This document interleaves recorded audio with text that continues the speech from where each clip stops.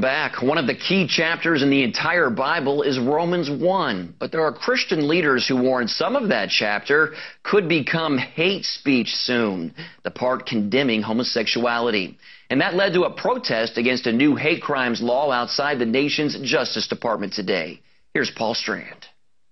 Some pastors outside the Justice Department read scriptures Monday, an act they believe might well be judged as illegal soon.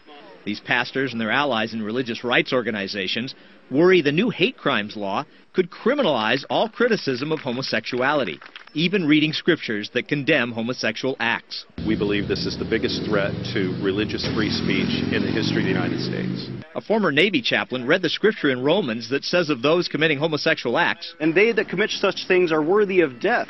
He says he can now get in big legal trouble for preaching that if government thought police judge his motive was bad. The government has to invade my thoughts to decide what my motive was in quoting the Bible, and I can be prosecuted if the government thinks my motive was wrong. A barrister came all the way from England to warn its hate crimes laws are already being used to persecute Christians, and it could happen here. We have Christians arrested for challenging Muhammad's status as the final prophet.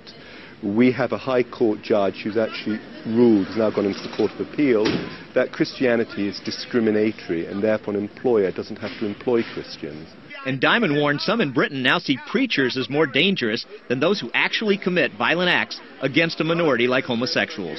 Many people are arguing now in the universities that speech is worse than violence. It encourages stereotypical views, it incites discrimination. Another protest organizer says backers of the new Hate Crimes Act realize it could so hurt religious free speech they had to sneak it into law. Because it was so controversial, it was finally passed in the dead of night, attached as a rider to a defense appropriations bill, and a must-pass piece of legislation because even the administration knew that on its merits it just will not stand. The bottom line for these protesters, rights and freedoms that American Christians have enjoyed for the entire history of the country are now threatened.